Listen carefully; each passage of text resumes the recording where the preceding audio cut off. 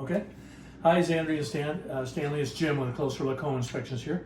And Zandria, thanks for the talk on the phone the other day. Appreciate that, always. So I got here, as I said, a few 4 hours ago and performed the inspection. So we'll walk through the house and I'll show you some things about it, and then I'll go back to the office and type the report and send it over to you. So when I started on the outside of the house, looking around on the grading and drainage, it all looks good out there. The concrete's in really good shape, not really cracked up like a lot of places we see, or surface damage out there. The siding looks really good out there. The windows actually look newer than 2004 to me. I'm not sure if they are or not, but they don't look like 2004 windows, so they could be a little newer than that. But the windows were all fine. You didn't get any broken thermal seals or damaged screens or anything like that. And then the gutters and flashing all look good around. The chimney looks good. Now the roof is the original, so the roof is 17 years old, and it's probably a 25-year rated roof, so it could be good for another 5, maybe 10 years.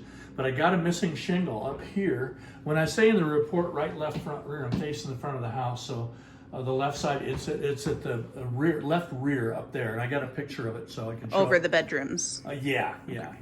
So that shingle should probably be replaced. It isn't leaking, nothing's leaking or anything. And then there's a couple of shingles up at the front here in the gable that are kind of lifted. They're kind of lifted up, so we don't want wind to catch those and possibly break them off. So some minor repairs could be done there, okay? All right, so coming through the kitchen, all the burners on the stove were operational. The oven light isn't working, it's probably just the bulb, okay? But the oven and broiler do work. The microwave, surface fan, and light are all good there, okay? The outlets have GFCI protection by the sinks in the kitchen and bathrooms. I tested all the outlets in the house, all was good. I had a loose outlet in one of the bedrooms, just a little bit loose on the wall, just want to get that secured, okay? Ran water down both sides of the sinks, all was good with that. No leaks on the drainage, hot and cold water in the correct position there. Dishwasher works fine, okay? Okay, refrigerator, surface seals of the doors and the dispensers are good here. Coming through here, this is the thermostat for the air conditioner and furnace. So I just tested the furnace. The furnace is newer from 2014, so it's only a 7-year-old furnace. Yay, that's good. Okay, so it's not a 17-year-old furnace. The air conditioner is the original, but I see they put a newer A coil in the air conditioner 4 years after it was new in 2008. So that's a good thing too. It's got a newer A coil, but the water heater is the original. So those things are getting into their second half of their life, useful life by the manufacturer standards. All of them seem to be operating fine. I ran tests on the furnace and the air conditioner. I'm in the middle of running the temperature differential test on the air conditioner right now, but it seems to be cooling acceptably. It's not working like a brand new one would, but it's acceptable. Okay, so that's that. Doorbell there. You do have an alarm system. It appears to be disconnected though, this alarm system, but you've got the smoke alarms here wired in the house as required, okay? But we also need carbon monoxide detectors in the home as well. I don't have them. Okay, now in this bedroom I see they've got one sitting here. Here's a carbon monoxide detector just sitting on a shelf. So that's not acceptable. That needs to be mounted so we know it's permanent. Somebody could walk with that, okay? So it has to be mounted in this hallway by the sleeping rooms and then downstairs somewhere in a centrally located area there, okay? In these rooms, the doors, windows, electrical, all good. Ceiling fans, lights. Nice house. It's Nice. cute, isn't it? It is really nice, yeah.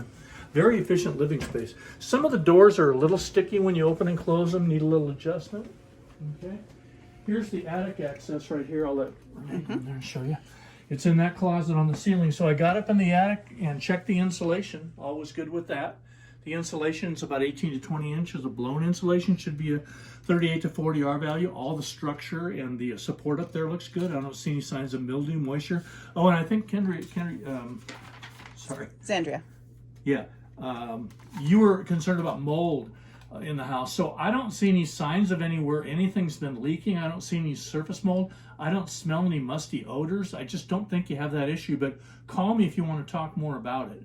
I've done this, like I said, 8,000 times before, and I've only seen a few houses that may have mold issues, but this isn't really one of them. So, but if you do, I know how, if you have concerns, and want to order a mold sampling, an air sampling test, just let Renee know or let me know, okay? All right. Let's go out this way. I'm going to shut the lights off and sure. stuff as we go. Just okay. All right. Okay, nice room here. Windows are good. Ceiling fans, lights, all good. In the bathrooms, I filled the sinks, filled the tub, run the shower, flush the toilet, dump everything to make sure we have good functional drainage, and we do. Okay. This bathroom, no problems, no leaks under the sink. This is the GFCI reset for the bathrooms right here on the outlets there. Shower worked fine. Toilet's bolted firmly to the floor here. The vent fan works fine. All good. Okay, lots of good news. Okay, this room, same thing, I guess we were already in there. Smoke alarms are working fine. Windows, doors, outlets. Nice little linen closet there.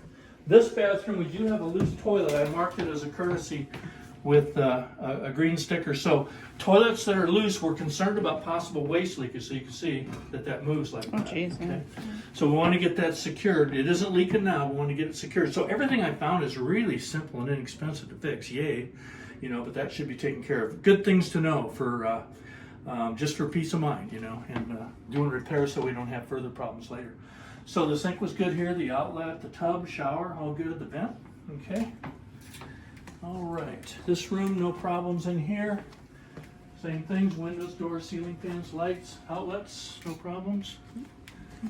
Okay. I like the fans. Yeah.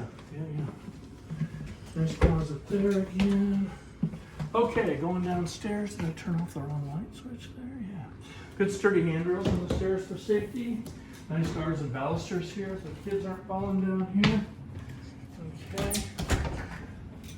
Now this security system looks like it's disconnected, so I don't usually test them anyway because I don't have the alarm codes, but you do have a security system here. Sturdy handrails here for safety. Don't watch this here.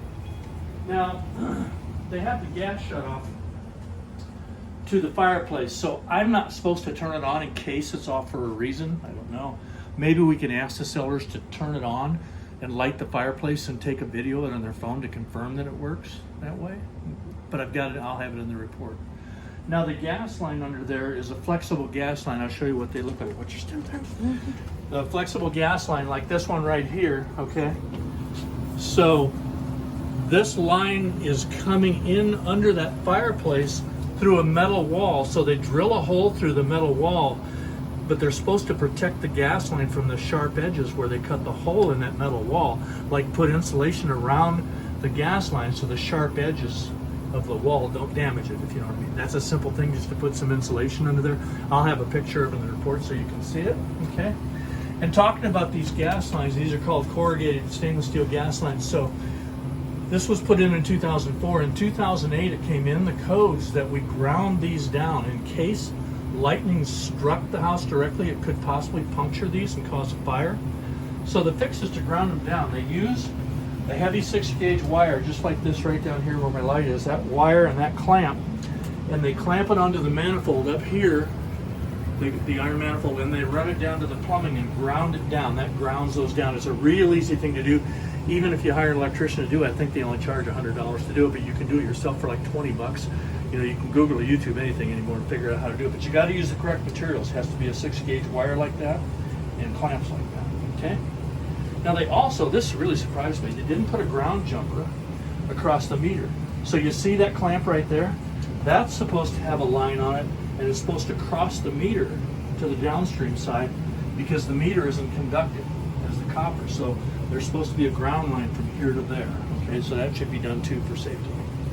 Okay, water heater's all functional. I checked for gas leaks. I've got a combustible gas leak detector with me.